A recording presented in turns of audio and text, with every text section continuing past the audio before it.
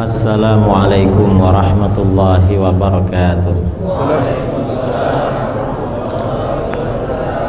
Bismillahirrahmanirrahim. Alhamdulillahilladzi arsala rasulahu bil huda wa dinil haqq liyudhhirahu 'alad dini kullihi wa kafaa billahi shahida. Asyhadu an la ilaha illallah wahdahu la syarika lah wa asyhadu anna sayyidana Muhammadan abduhu wa rasuluh. Arsalahullahu rahmatan lil alamin basyiran wa nadhira wa da'iyan ila Allah bi'idhnihi wa sirajan munira. Wassalatu wassalamul atammanil akmalan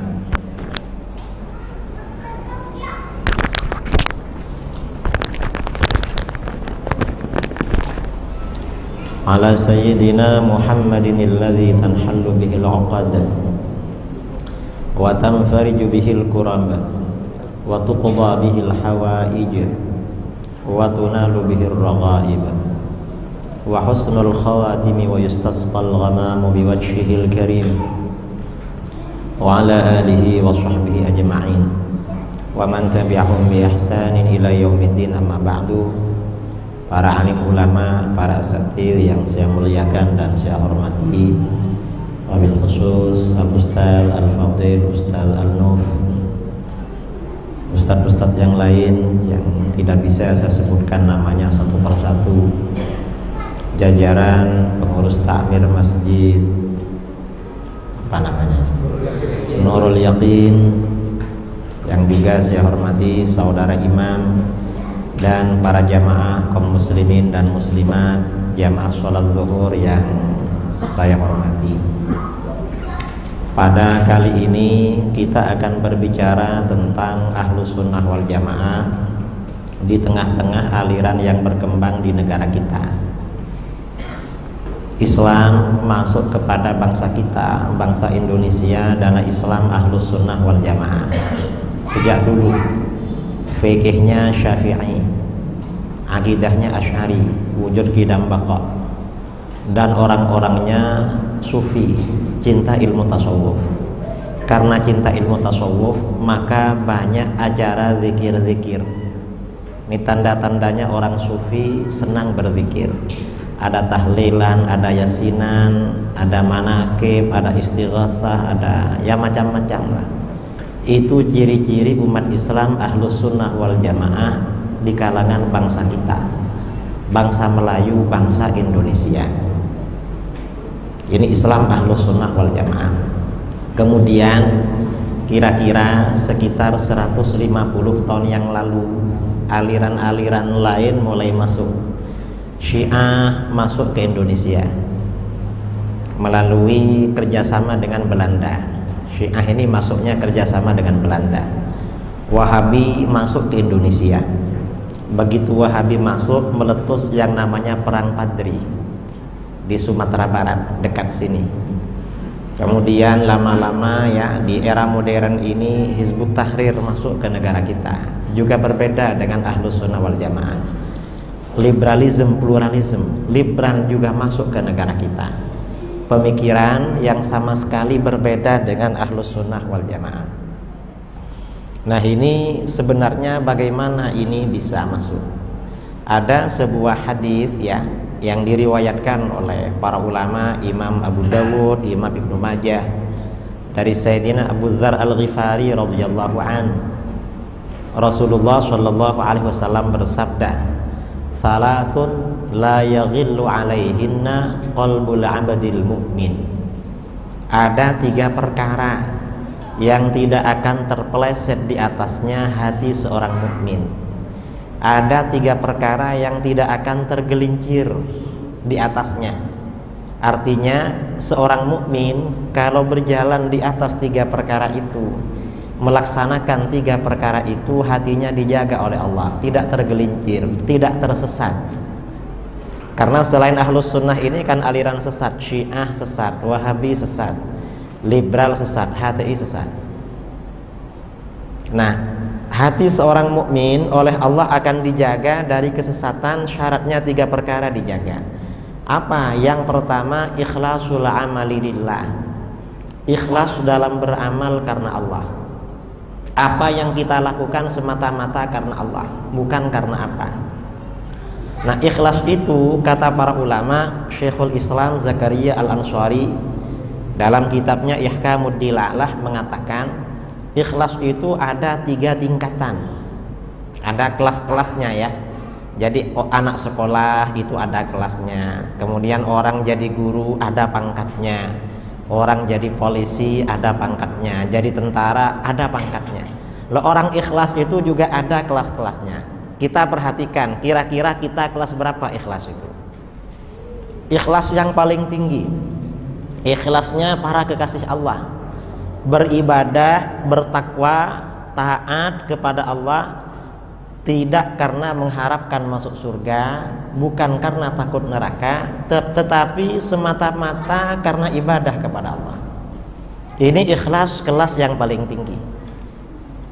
Artinya apa? Seandainya Allah tidak menjanjikan surga, tidak menakut-nakuti neraka, orang ini masih beribadah. Mengapa? Dia beribadah semata-mata cinta, semata-mata takzim kepada Allah. Ini ikhlasnya para aulia. Jadi ikhlasnya para kekasih Allah, para nabi, para rasul, para nabi, para aulia. Ini ikhlas yang kelas pertama. Ini ikhlas paling kuat. Ini yang pertama. Yang kedua, ada ikhlas lagi di bawahnya. Ada orang beribadah, bertakwa, beramal soleh, meninggalkan maksiat. Orang ini karena ingin masuk surga dan karena takut neraka. Di dunia dia tidak mikir, yang penting di akhirat. Ini ikhlas kelas 2. Ini kata para ulama disebut dengan ikhlasut tujar. Ikhlasnya para pedagang. Kita pergi ke toko beli barang, berapa harganya? 10.000. Kita kasih uang 10.000, kita dapat barang. Yang jualan ikhlas, ngasih barang ini pada kita. Mengapa ikhlas? Karena dapat uang kita. Ini ikhlas kelas 2. Harapannya di akhirat. Nah, ini di bawahnya kelas yang pertama tadi. Mengapa? Karena dia bertakwa, beribadah karena ingin imbalan. Sehingga seandainya Allah tidak menjanjikan surga, gak nakut-nakutin neraka, mungkin orang ini gak beribadah. Ngapain ibadah? Wong gak ada apa-apa besok. Misalnya, ini kelas 2. Lalu ikhlas kelas 3. Ada orang beribadah, bertakwa. Mengapa beribadah dan bertakwa kepada Allah? Orang ini kalau tidak beribadah, tidak bertakwa, khawatir nasibnya di dunia dijatuhkan oleh Allah. Jadi bukan di akhirat. Ada harapan kepada Allah, tapi harapannya dunia. Kamu kok rajin sholat? Katanya kalau rajin sholat rezekinya lancar. Jadi inginnya bukan di akhirat tapi di dunia. Dan memang di dalam Al-Quran hadis ada janji-janji seperti itu. Seperti orang setiap malam baca surat Waqiah. Tujuannya apa? Rizkinya lancar. Ini untuk orang-orang yang ikhlasnya kelas 3. Seperti orang menjauhi kemaksiatan. Mengapa menjauhi kemaksiatan? Karena kemaksiatan ini menghalangi rizki. Nanti kalau banyak maksiat malah rizkinya kurang lancar. Jadi yang dikhawatirkan di dunia bukan di akhirat. Ini masih ikhlas. Cuma ini ikhlas paling bawah, paling rendah, harapannya di dunia. Mengapa ini ikhlas paling bawah, paling rendah? Biasanya orang yang rajin ibadah karena tujuan duniawi. Misalnya ada orang ingin kaya, tiap malam baca surat Waqiah 41 kali misalnya. Kira-kira setelah kaya baca lagi apa berhenti kira-kira? Atau ada orang rajin tahajud. Kamu kok rajin tahajud? Saya ini ngejar jabatan, ngejar karir. Kira-kira kalau sudah dapat jabatan masih tahajud apa enggak? Atau misalnya ada orang punya hutang banyak, baca Quran tiap hari. Kamu kenapa baca Quran? Saya banyak hutang. Kata Pak Yai kalau rajin baca Quran hutangnya cepat lunas. Dah, kamu udah usah baca, hutangnya saya bayarin. Kira-kira ini berhenti baca atau menerima yang cash itu? Ini namanya ikhlas kelas 3. Ini ikhlas paling lemah. Ini ikhlas paling lemah. Ikhlas yang paling lemah ini berbahaya. Mengapa? Karena kalau orang ini tidak punya basic ilmu pengetahuan yang cukup, diajak oleh kelompok-kelompok aliran-aliran yang menyimpang akan ikut. Orang yang ikut Wahabi dikasih uang, ustadz-ustadznya mahal bayarannya, karena ustadz Salafi itu gajinya tiap bulan $1.500. $1.500 berapa rupiah sekarang? 14 ya. Kalau 1.500, kalau yang 1.000 berarti 14 juta ya. Kalau yang 500 14 juta tambah 7 berarti 21 ya. Itu cuma bid'ah syirik 21 juta tiap bulan. Syiah ini ada bayarannya juga. Liberal juga ada bayarannya. Pokoknya kelompok-kelompok yang menyimpang itu cash bayarannya di dunia. Tahun 2013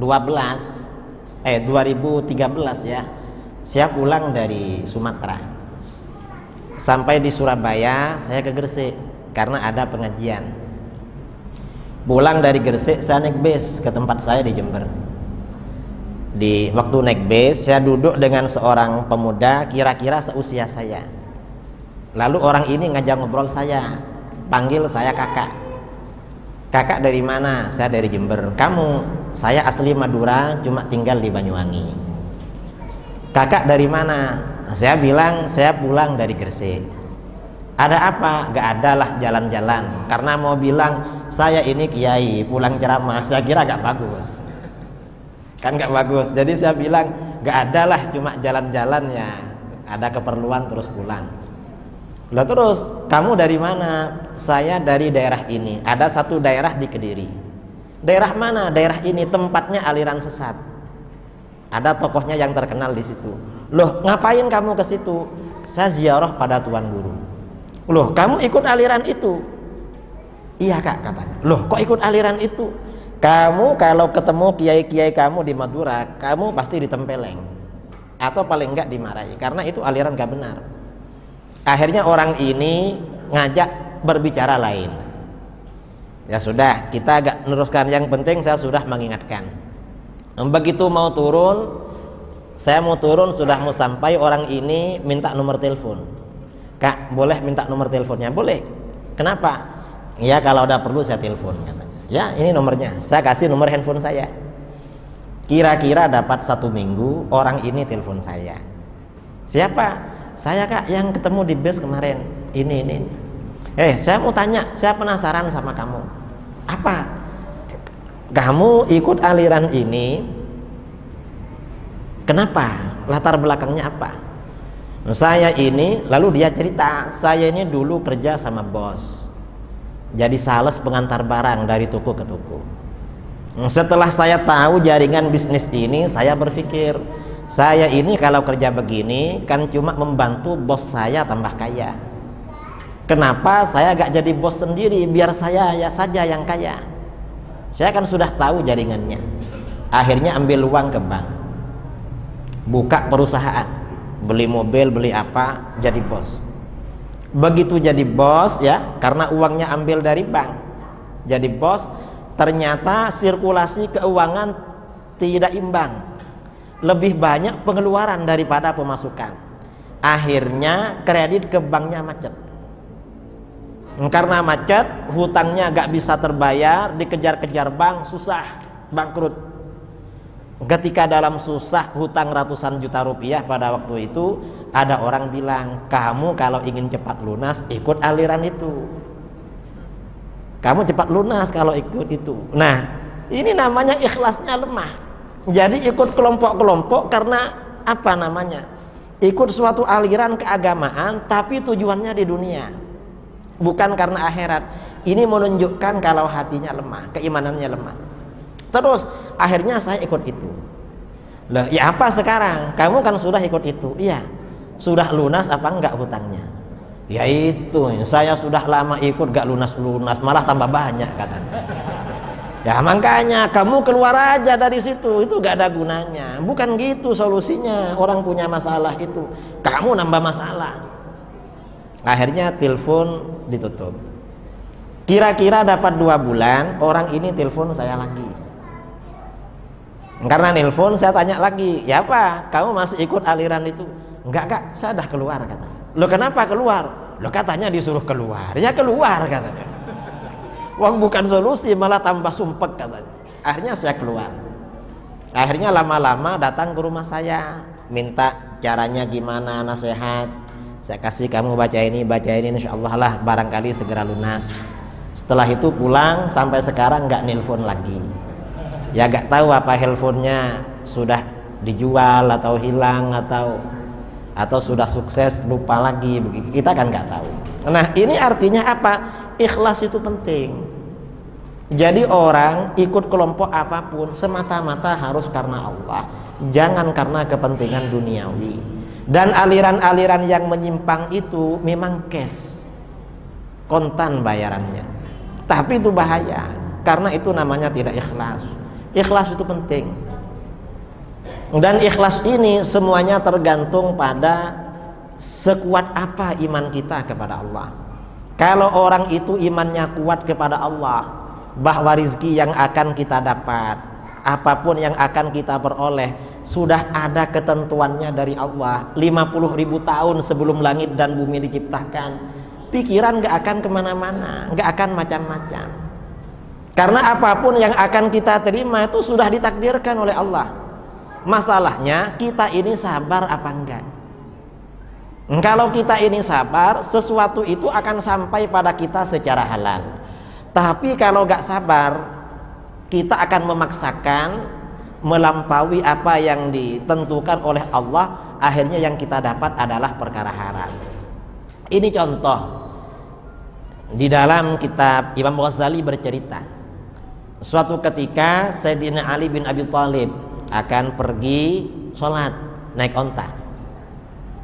Sampai di depan masjid, ontanya dititipkan kepada seorang pemuda. Tolong onta saya dipegang, saya mau sholat. Sayyidina Ali berpikir, nanti pemuda ini saya kasih hadiah talinya. Talinya onta ya, kendalinya onta itu. Saya kasih hadiah itu. Sudah sholat. Habis sholat, begitu keluar dari masjid, ternyata pemuda yang jaga ontanya sudah gak ada. Loh, mana yang jaga gak ada? Dilihat di lehernya, talinya juga gak ada. Talinya juga habis ini. Mana yang jaga? Akhirnya Sayyidina Ali pulang dengan onta itu. Di perjalanan, beliau melihat pemuda itu sedang menjual tali onta ke kedai, ke toko. Kata Sayyidina Ali, sebenarnya tali onta itu mau saya kasihkan sama dia. Cuma karena dia gak sabar, akhirnya rizkinya dia ambil secara haram. Coba dia sabar menunggu saya selesai, kan didapat secara halal sebenarnya. Artinya apa? Antara halal dan haram itu batasnya sedikit, yaitu sabar. Dan kesabaran seperti itu tergantung keimanan kita. Keimanan kita kepada takdir Allah. Makanya beriman kepada takdir ya, rukun iman yang ke-6 itu kan takdir Allah, bahwa segala yang baik, segala yang buruk yang menentukan adalah Allah. Kalau kita beriman pada itu selesai dah. Makanya pesan Rasulullah SAW, la tukthir hammak, jangan banyak pikiran, jangan banyak galau, jangan banyak susah. Ma quddir yakun, apa yang ditentukan oleh Allah pasti terjadi. Yang terjadi itu adalah apa-apa yang sudah ditentukan oleh Allah.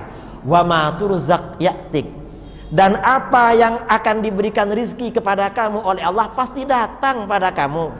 Kalau kamu gak mendatangi rizkinya, rizki kamu yang akan mengejar kamu.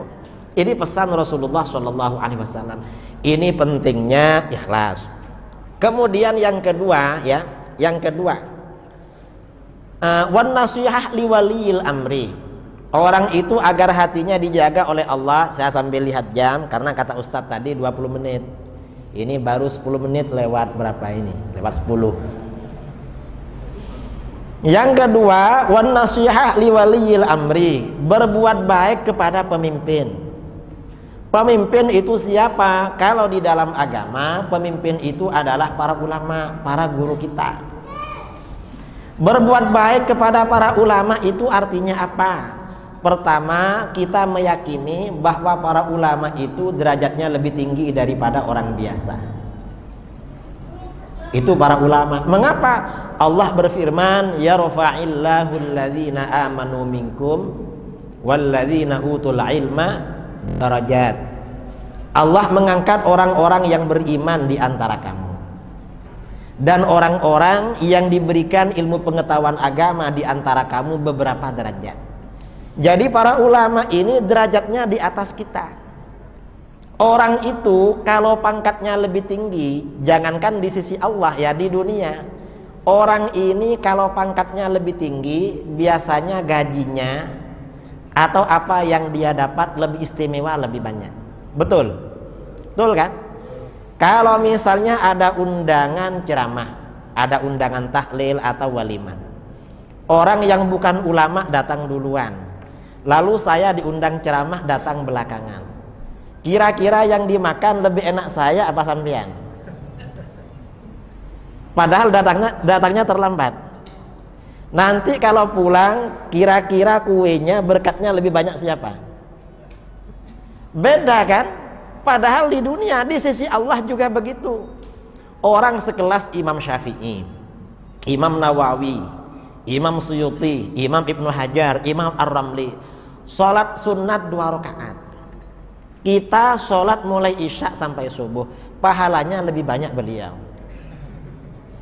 Mengapa? Karena beliau ulama. Ulama ini kalau beliau ini bangun, yang dipikirin umat terus. Gimana umat ini ngerti agama, gimana umat ini akidahnya benar, yang dipikirkan seperti itu. Kita begitu bangun yang dipikirin apa? Ini kerja di mana ini? Cari uang gimana? Gak mikir pada orang. Jadi beda, kelasnya ini beda para ulama. Ini yang pertama. Jadi para ulama ini memang derajatnya lebih tinggi. Karena para ulama ini lebih tinggi, kita wajib takzim kepada para ulama. Gak boleh meremehkan para ulama. Orang-orang Wahabi tidak takzim pada ulama. Gak takzim, tidak mengagungkan. Mengapa? Ketika disampaikan fatwa para ulama, itu kan ulama.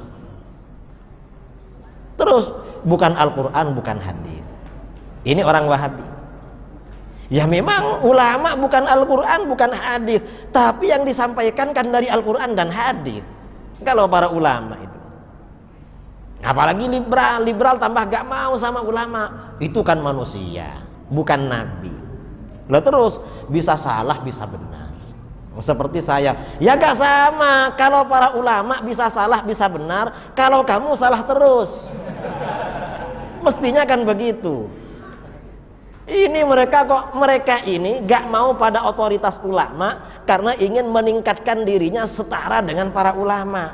Loh gak boleh seperti itu. Ulama ini oleh Allah derajatnya ditinggikan. Kita gak boleh merendah-rendahkan.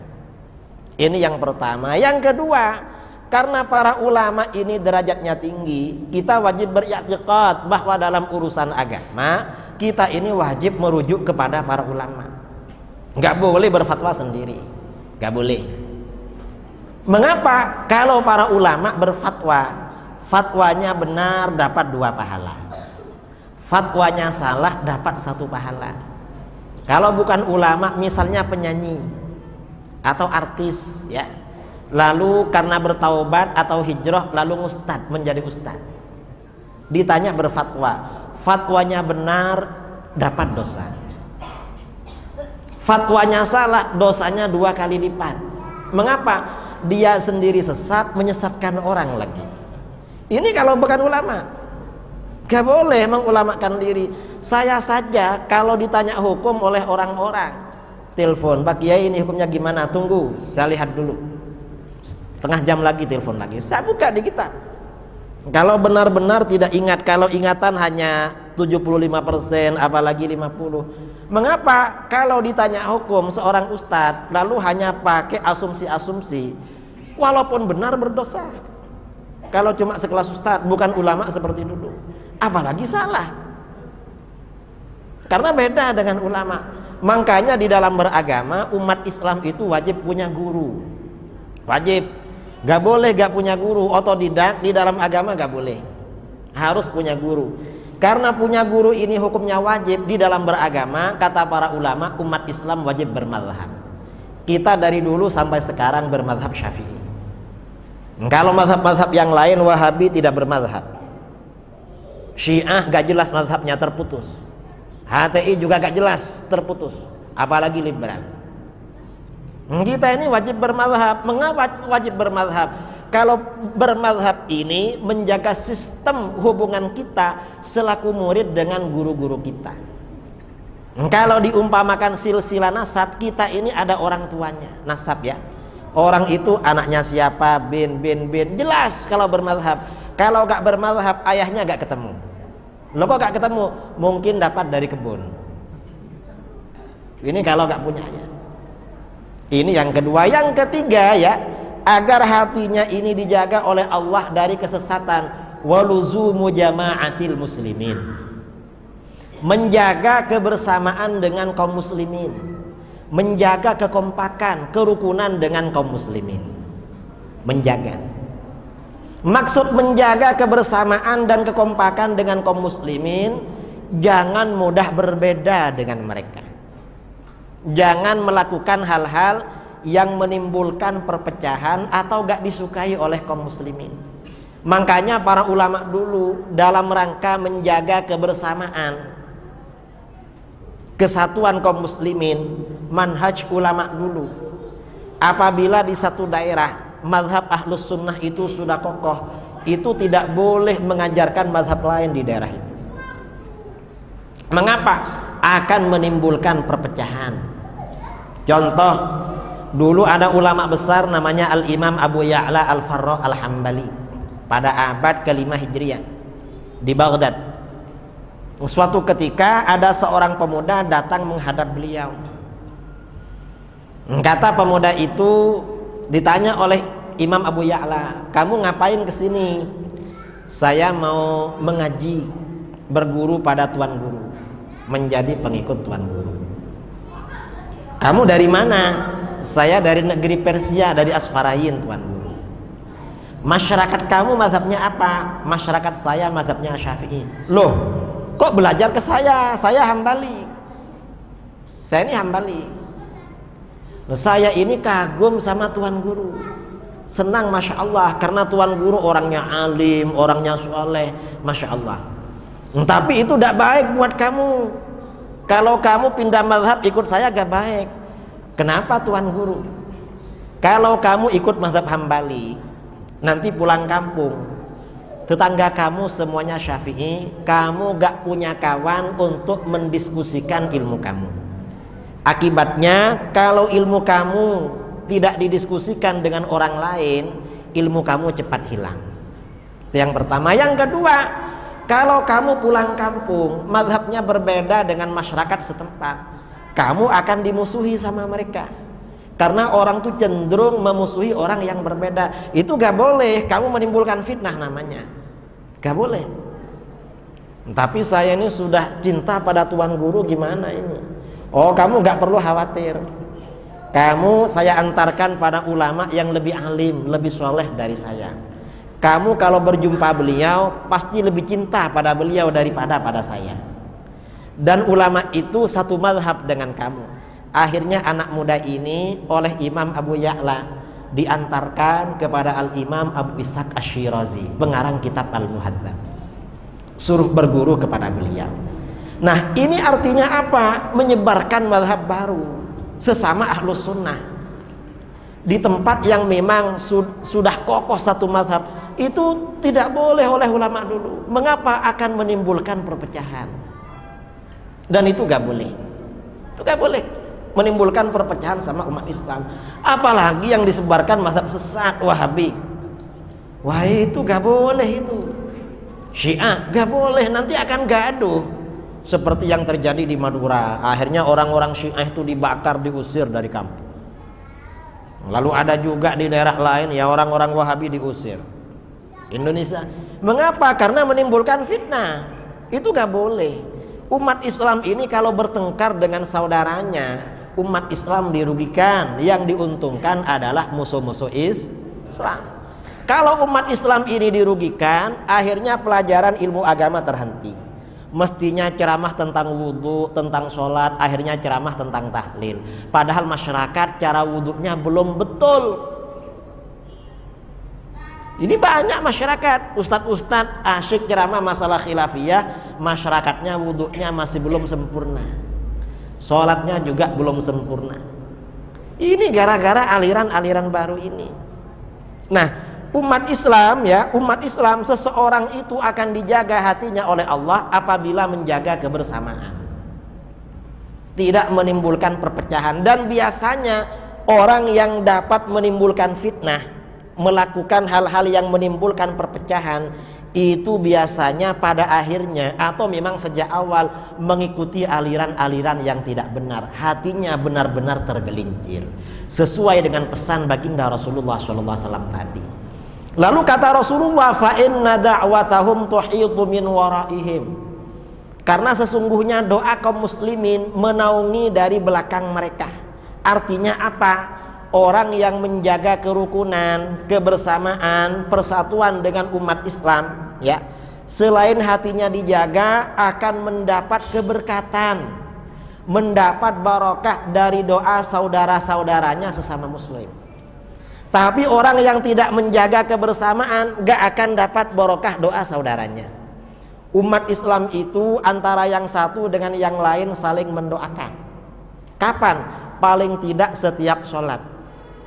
Kita ini kalau sholat ketika tahiyat, assalamu alayka ayyuhan nabi, salam penghormatan semoga dicurahkan kepada engkau wahai nabi. Assalamu ini bukan selamat dari api neraka kepada Rasulullah, bukan, karena Rasulullah pasti selamat. Ini artinya apa? Salam penghormatan. Rasulullah semakin dimuliakan, diagungkan, derajatnya semakin ditinggikan oleh Allah. Itu ketika kita membaca assalamu alayka ayyuhan nabi wa rahmatullah, rahmat Allah semakin ditambah kepada engkau, wa barakatuh, keberkatan dari Allah senantiasa ditambahkan kepada engkau wahai Rasulullah. Lalu kita mendoakan kita dan seluruh umat Islam, assalamu alayna, salam penghormatan atau salam sejahtera. Salam sejahtera, salam penghormatan kepada kami. Kami ini artinya siapa? Saya dan umat Islam yang lain. Jadi setiap orang itu sholat, selain mendoakan dirinya sendiri, juga mendoakan yang lain. Kita ini walaupun agak nakal lah ibadah, tapi dapat keberkatan doa saudara-saudara kita yang rajin sholat, insya Allah selamat di akhirat. Amin Allahumma. Makanya kalau ada saudara kita rajin sholat, kita harus senang. Mengapa? Itu juga mendoakan saya itu juga mendoakan kita. Makanya orang kalau meninggalkan sholat fardu ya 5 waktu, itu wajib dibunuh. Suruh bertaubat kalau tidak dibunuh. Mengapa? Karena kalau tidak sholat, dia punya hutang kepada seluruh umat Islam. Dia punya hutang doa pada mereka. Selain kewajibannya pada Allah, punya hutang. Kita ini kan memang harus saling mendoakan di dalam sholat. Ini doa di dalam sholat. Belum lagi di luar sholat. Di luar sholat kita saling mendoakan, Allahumma ghfir lil muslimin wal muslimat, ya Allah ampuni dosa-dosa muslim laki-laki dan perempuan, wal mu'minin wal mu'minat. Ada orang berdoa begitu. Kita ini tidur di rumah, ada dosa kita yang dikurangi oleh Allah. Kenapa dikurangi? Lah itu orang muslim berdoa untuk seluruh orang Islam. Nah, kapan kita mendapat barokah doa saudara-saudara kita? Apabila kita senantiasa menjaga kerukunan, kebersamaan dengan kaum muslimin. Menjaga kerukunan, kebersamaan, kekompakan dengan kaum muslimin apabila kita konsisten di dalam akidah Ahlus Sunnah wal Jamaah, itu syaratnya. Dan kita tidak melakukan hal-hal yang dapat menimbulkan fitnah dan menimbulkan perpecahan. Nah, ini pengantar diskusi dari saya. Saya ini ceramah sudah 30 menit ya. Karena setelah ini ada tanya jawab, waktu saya serahkan kepada Ustadz Shadiquna Ustadz Al-Nuf untuk membacakan atau untuk mengatur jalannya sesi tanya jawab. Waktu saya serahkan kepada beliau, faliyatafaddal.